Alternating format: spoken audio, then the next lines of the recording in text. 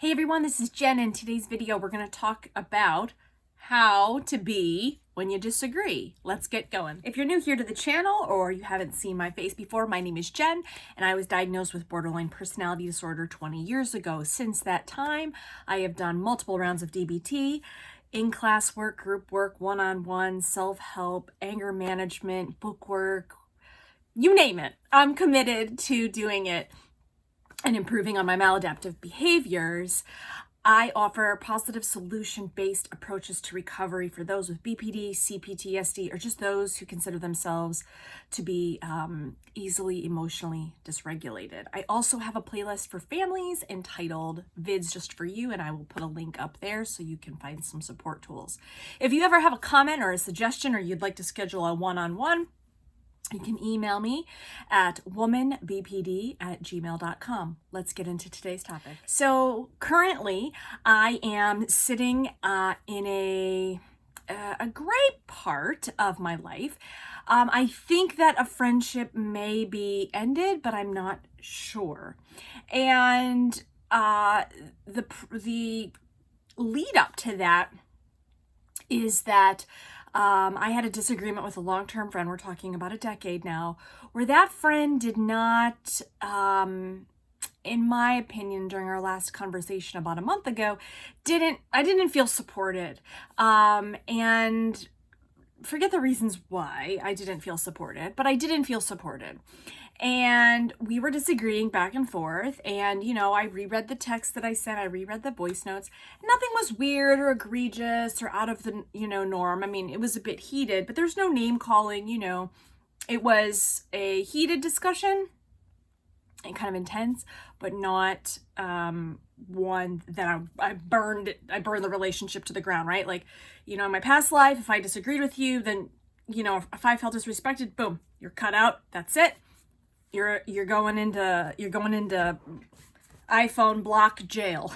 So as I move forward in my life and my relationships through recovery, I wanted to learn how to disagree with someone or hear what they had to say without it becoming to a crisis point, or a point where some things were said that you couldn't take back, or something was done, or you acted out of anger.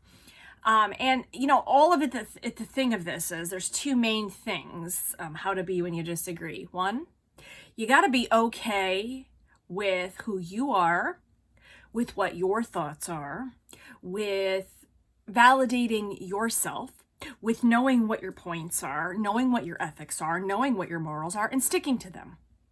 Not being swayed by someone else's opinion that you're wrong. And that's really hard to do, right? I mean, if, the whole crux of borderline is that you grew up in a super invalidating environment, likely 2 decades until you were 18 or 20, being told that you didn't matter, or that you couldn't trust your feelings, or you were gaslighted. I mean, you were brainwashed. So having a sense of self and knowing what you like and don't like, and what your intuition is and what isn't, it can be kind of sometimes a dissociated place because you're not sure.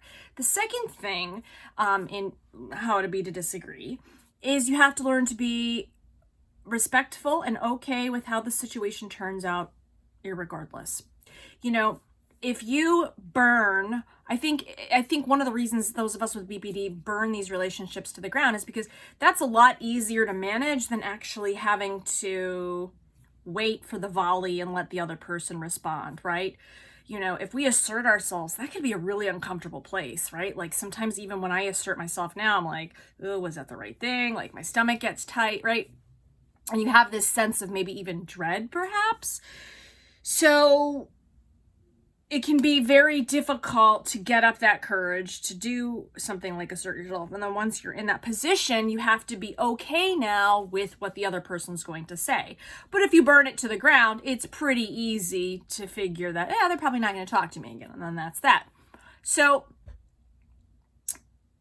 sticking to your morals and validating yourself is the first piece, right? You have to know what are your boundaries. You have to know what flies in a relationship and what doesn't. You have to be able to have a disagreement. It could even be about politics. It could be about is a color mauve or, is it burgundy, right? There are just certain conversations you're always going to have where you're not going to agree with someone. And validating yourself and validating the other person is something that can be done. And this goes back to interpersonal DBT skills, right? Your dear man, your give, your give and your fact, but you want to focus on give, right? So you can validate someone and what they're saying without agreeing with it. All you are communicating during a validation part of a conversation is that you hear the person. It sounds like what you're saying is blank. If I'm hearing you correctly, your stance on this is such and such, right?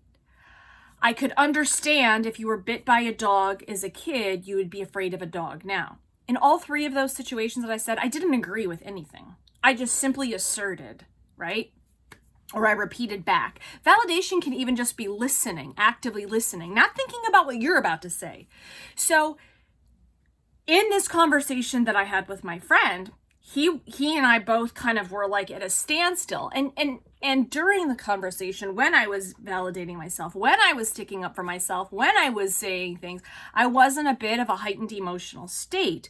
However, I didn't call him names, right? It is okay to tell someone they're wrong if they are wrong about something, right? He was like, well, I think you did this because of this. No, that's not correct, right? You don't have to validate the invalid. I mean, that's the black and white flip side coin of validation. You don't have to validate the invalid, right? If somebody says to you, oh, I look really fat, you don't have to say, yeah, you look fat. A way to validate them, right? Because that would be, not doing a healthy thing, A, and B, they may be stick thin, whatever. But you could say, it sounds like you're really down on your body image today. What's up? That's a way to have a conversation and validate, but not necessarily agree with that person's statement. And so during the course of this kind of difficult conversation, what I think ended up happening was my friend, who's a man, was taking the side or relating to some of the behaviors that I had a problem with my ex-boyfriend. And so we were going back and forth about this for some time. In any result, the last thing I said was, I think I need to take a break from this conversation. I think you're not correct about this, and I'm feeling a bit isolated out from you, and I don't feel like you're hearing me, and I'm upset, so I think this is a proper time to talk away. Okay, well, now what you have to do is you have to do one of two things. You have to wait for the person to come back to you and reply, or you have to be okay with there not being any further discussion. And for the last month, there hasn't. So yesterday, after about a month of not hearing from my friend, who at least we would talk a few times a week, I was like, I sent some funny text like, hey, did we break up? And I didn't know about it. No reply. Okay. So then today I sent one more text. And by the way, you're not hearing me send 55 texts, just one or two. Today I sent a text that said, hey, are you really busy or are you just ignoring me? Right? Now I gotta let that be, right?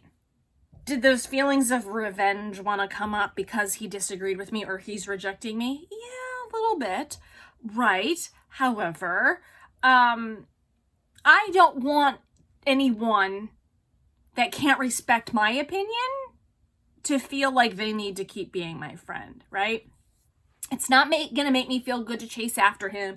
It's not going to make me feel good to burn the relationship down, right? I asked a question and now he has to own his groan to respond back to me. And if he doesn't, well, that's just fine, that's his prerogative. He doesn't have to. But what you are aiming for in your discussions with people, and in the harder discussions are the ones where you're going to disagree, or even just somebody has an opposing view, you don't want to make them feel isolated, but you do want to be able to stand up for yourself and assert yourself. And that can be a really hard rope to walk, especially if you're still really into black and white splitting thinking, or you haven't really, been able to regulate your emotions to calm down to a point so you can hear what the other person is saying. Let me know in the comments below, what do you think about disagreements? Have you found yourself like in a troubled spot recently? Is there a discussion that you need to have with someone but you haven't had and it's really weighing on you and you just feel stuck about it? Drop me a line in the comments below. Like, share, subscribe, do all that good stuff. And until I see you next time, please be effective.